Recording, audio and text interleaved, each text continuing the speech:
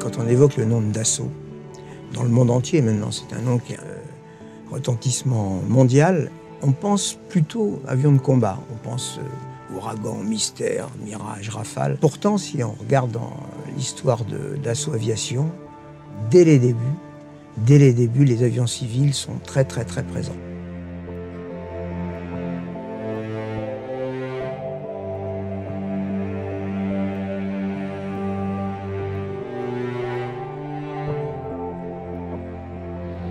The roots of the Falcon line can be traced all the way back to 1932 with the Marcel Block 120, an all-metal 3-engine propeller-driven transport capable of carrying 10 passengers. 3 years later, the MB-220 twin was acquired by Air France. By 1945, Air France was flying the 4-engine MB-160 Languedoc. Pareil pour les moteurs? Pareil, OK.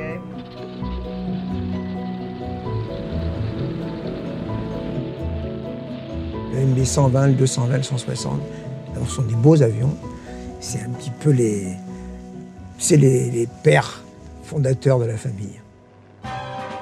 Ce qui est frappant quand on regarde l'histoire, cette fois, de l'aviation en général dans les années 30, c'est qu'au fond, le ressort du progrès, le ressort de l'avancée, ça a été la compétition. On essaye de faire plus loin, plus haut, plus vite que les concurrents. Probablement, intuitivement, les gens sentaient, et Marcel Bloch le premier, sentait le formidable futur qui était possible pour l'aviation. La guerre arrive, la Deuxième Guerre mondiale. Marcel Bloch sera déporté, il faut le noter, il faut le dire, il faut le répéter, il a refusé de collaborer avec l'occupant, qui avait repéré, on l'imagine, un constructeur de talent dont ils avaient évalué les extraordinaires possibilités.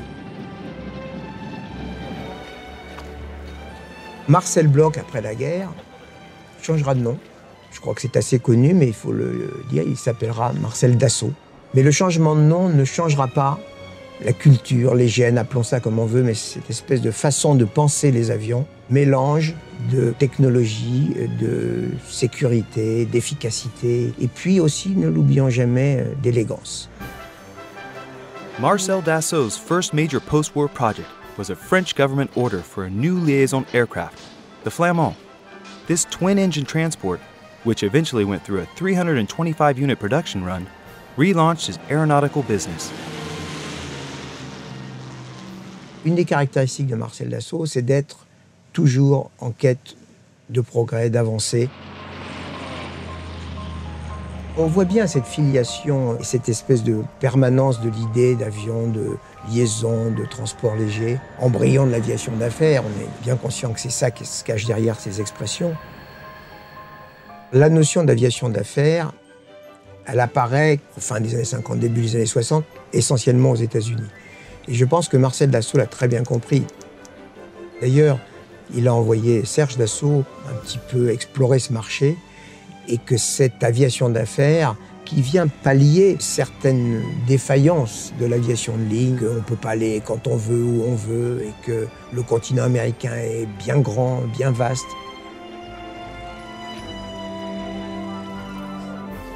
Le terme en lui-même est au fond très bien trouvé. C'est bien des avions pour mener ses affaires. C'est un outil de travail. Et ça, je crois que ça a été très vite, très bien compris par l'état-major de la société et par Marcel Dassault lui-même.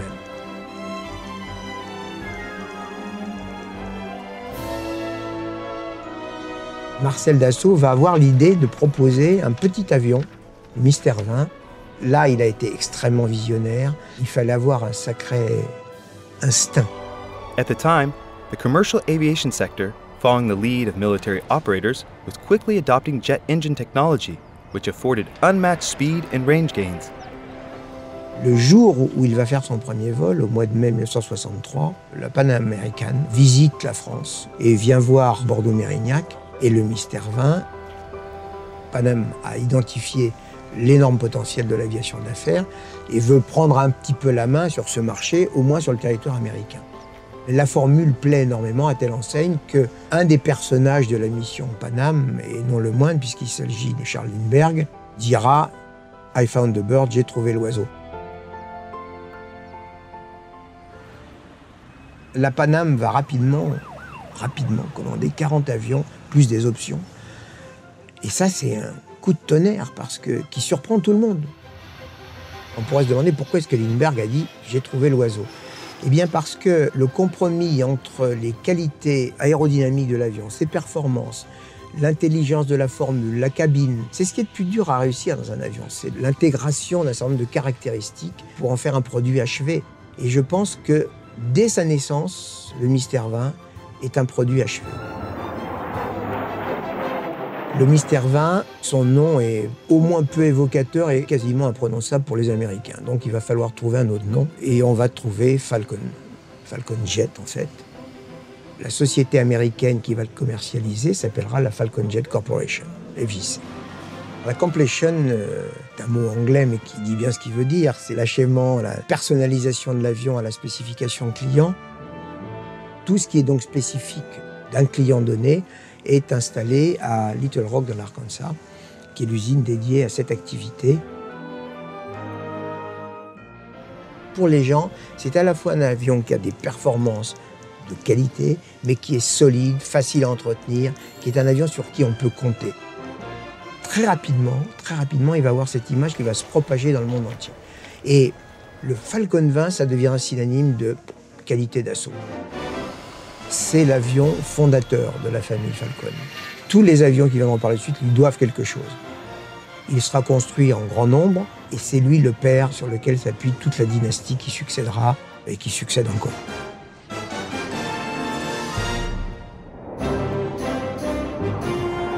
The Falcon 20 was offered the ultimate in flexibility and versatility.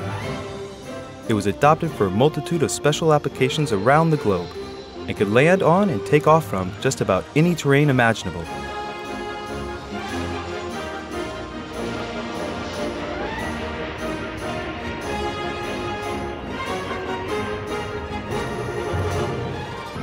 In 1971, a fledgling company with a novel air freight concept, Federal Express Corporation, ordered a fleet of Falcon 20s to carry overnight express parcels. FedEx flew the aircraft intensively for more than a decade, accumulating thousands of flight hours. L'aviation d'affaires est structurée, on est à la fin des années 60, début des années 70. L'organisation NBA américaine émet des statistiques. On commence à regarder sur le plan macroéconomique ce que c'est que l'aviation d'affaires. Et parmi les données qu'on acquiert et qui frappent aussi l'état-major d'assaut, il y a le fait que le nombre de passagers moyens d'un avion d'affaires, c'est 4. Donc après tout, il y a peut-être de la place pour des machines plus petites que le Falcon 20. C'est le Falcon 10 qui va la trouver. Et cet avion va jouer un rôle particulier dans l'imagerie Falcon. Il a des performances exceptionnelles qui vont bluffer, il n'y a pas d'autre mot, la clientèle et qui vont rendre les pilotes amoureux de cet avion. Les passagers eux-mêmes sont surpris par les vitesses de montée, des vitesses ascensionnelles extraordinaires, en même temps que les capacités d'utiliser des terrains de petite taille et sommairement préparés.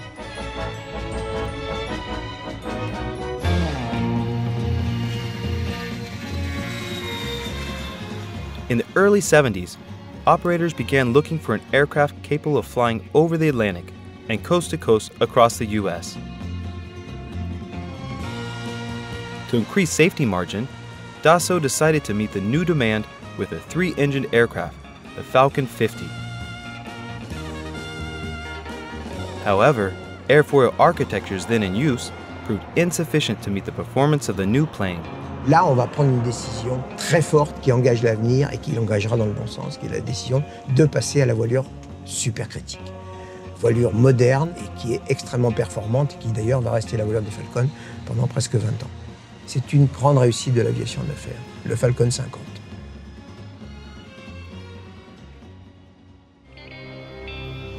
L'aviation d'affaires n'est plus quelque chose que l'on discute, c'est un fait acquis, c'est un élément de l'économie américaine et du transport aérien. À partir du Falcon 50, on voit très bien que le souci des constructeurs, mais pour répondre au fond aux besoins qu'une clientèle exprime, c'est plus de rayons d'action. Ça veut dire, malgré toutes les qualités de ces avions, plus de temps de vol, donc plus de demandes de confort, Et on va comme ça arriver à des avions qui vont être ce qu'on appelle les avions à gros fuselage. Pourquoi ? Parce qu'on a besoin de pouvoir se déplacer, d'être debout, d'être dans un espace de vie plus confortable que les fuselages du 20 ou du 50. Et le premier d'entre eux étant le Falcon 900. C'est un avion qui a la même voilure que le Falcon 50. Et on voit bien là le génie de la décision de cette voilure supercritique sur le 50. C'est un programme qui, au fond, là, illustre les petits pas, méthode chère à Dassault Aviation. C'est-à-dire qu'on va reprendre la voilure, l'aérodynamique du Falcon 50, la configuration triréacteur. On est d'ailleurs les seuls à l'utiliser, mais on la maîtrise. On va remplacer le fuselage du Falcon 50 par un fuselage plus gros. Des moteurs un peu plus gros qui poussent plus, un peu plus de carburant, on peut aller plus loin. Mais tout ça, ce sont des améliorations et on reste dans la continuité, encore une fois, idée essentielle de la politique Dassault. Un des atouts majeurs de Dassault, c'est précisément le nom de Dassault. C'est un nom qui est connu, qui est respecté dans le monde aéronautique et même en dehors. Et la clientèle américaine en particulier est extrêmement sensible à cette continuité de l'entreprise depuis le fondateur, assurée par son fils Serge, qui a poursuivi dans la même ligne. Cette pérennité naturelle, finalement, est un élément extrêmement rassurant pour toute une partie de notre clientèle. Dassault existe depuis longtemps et existera encore longtemps. In 1967, Marceau Dassault created an affiliate at the Bourget Airport near Paris to help expand business jet activity beyond North America.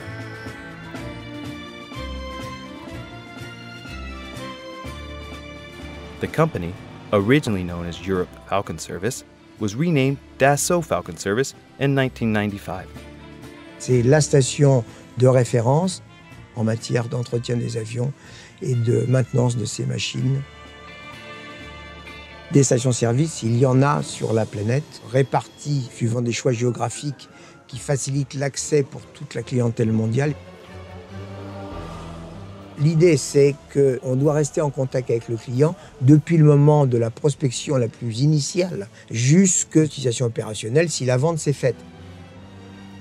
Aujourd'hui, cette organisation fonctionne, quel que soit l'endroit du monde, quel que soit le problème rencontré, quelqu'un est là pour répondre et aider le client. Et cette volonté d'avoir un service client homogène à la qualité des avions était une vraie volonté stratégique, c'est essentiel. Ces avions méritent d'avoir un excellent service et je crois que c'est ce qu'on a atteint aujourd'hui. The digital revolution in aviation was born in the mid-1970s with the introduction of computer-aided design, computer-aided manufacturing concepts. Among the digital pioneers was Dassault Aviation, which created an in-house CAD/CAM software suite known as CATI. Performance of the software was so exceptional that it was decided to market it outside the company under the name of CATIA. In 1981, a new corporation, Dassault Systems, was founded to sell it and support it. In the early 1990s, the Rafale fighter became the first Dassault aircraft to be created using the CAD/CAM techniques. Since then, all new company models have been designed and built by computer.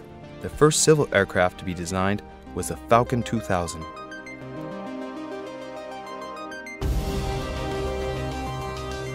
Le Falcon 2000 répond parfaitement aux besoins d'une clientèle qu'on maîtrise de mieux en mieux, qu'on connaît de mieux en mieux, et qui, chose importante, se mondialise. C'est-à-dire que le pourcentage de la clientèle américaine reste dominant, mais on voit apparaître des clientèles européennes, extrême-orientales.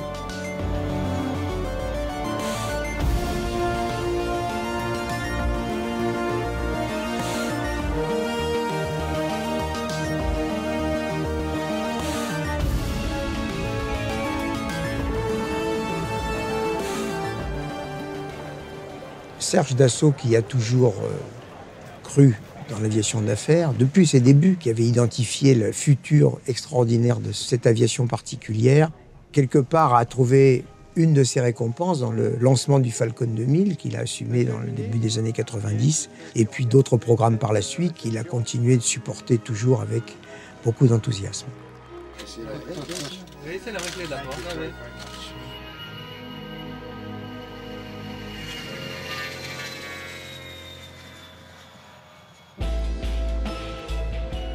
In the mid-1990s, Dassault began working on a new man-machine interface intended to further reinforce flight safety and reduce pilots' workload. C'est l'apparition de ce qu'on a appelé le cockpit easy. C'est un concept d'organisation du poste d'équipage qui permet d'améliorer la performance de cet équipage en lui fournissant les informations les plus claires, les plus synthétiques, mais en préservant quand même les capacités d'analyse. De manière à quoi? De manière simplement à lui permettre de prendre les bonnes décisions au bon moment. Une qualité de contrôle de sa machine, parce qu'au fond, c'est ça qui est derrière ça.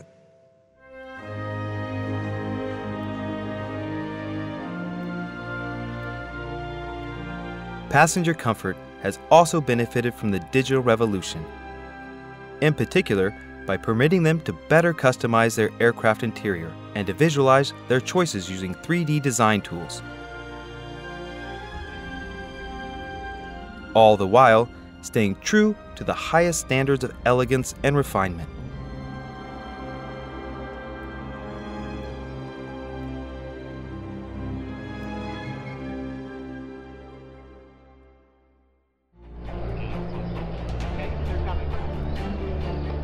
The Falcon 7X marked the arrival of a new generation of business jets, equipped with the most advanced aerodynamic and flight control technologies.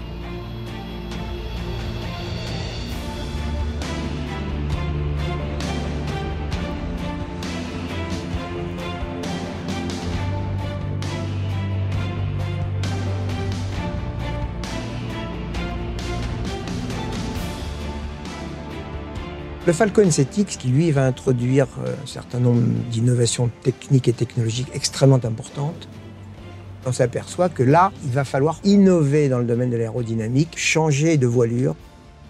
Donc on va garder le même diamètre de fuselage, garder le maximum d'éléments, et qui sera accompagné, cette voilure, d'une autre innovation considérable, qui sont les commandes de vol électriques.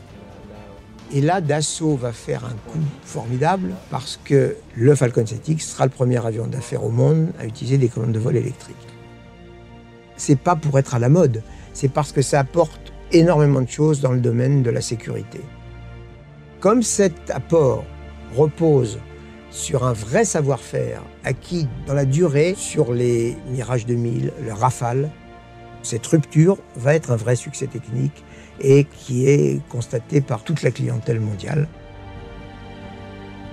Il y a un autre élément qui apparaît clairement là, c'est cette communication permanente entre le civil et le militaire. Bureau d'études commun, méthode commune, savoir-faire commun, et les commandes de vol électrique, c'est l'exemple même d'un savoir-faire militaire transmis au monde civil.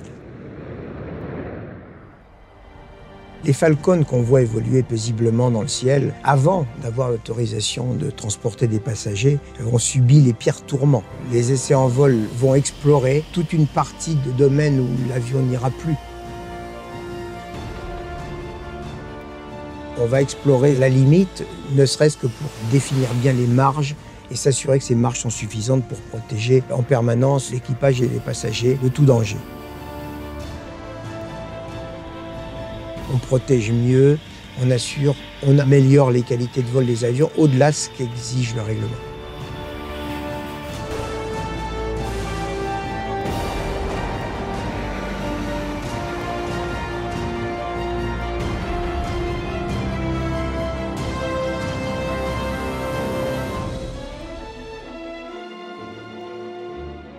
Le Falcon 7X a été le premier bénéficiaire à 100% des nouvelles technologies de développement et d'industrialisation.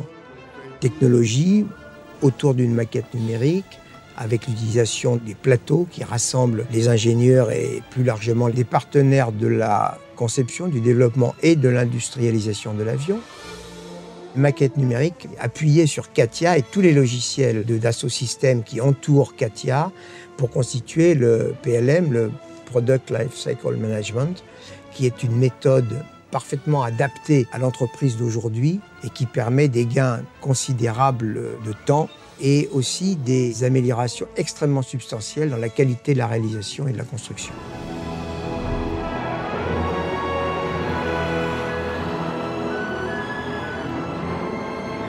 Au fond, qu'est-ce que c'est qu'un avion d'affaires? Un avion d'affaires, c'est d'abord un outil de travail.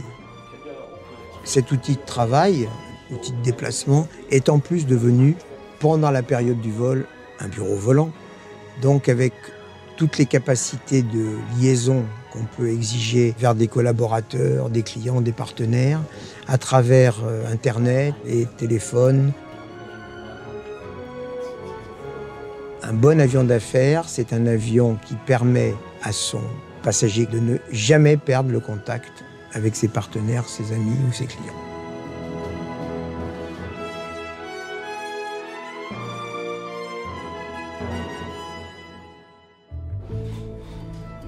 L'avenir de la famille Falcon, eh bien le prochain événement attendu, c'est le SMS, nom de code qui cache sans doute des innovations techniques et technologiques, toujours dans la tradition de volonté d'innovation, mais d'innovation raisonnée, de petits pas, de progression continue, sans audace inutile.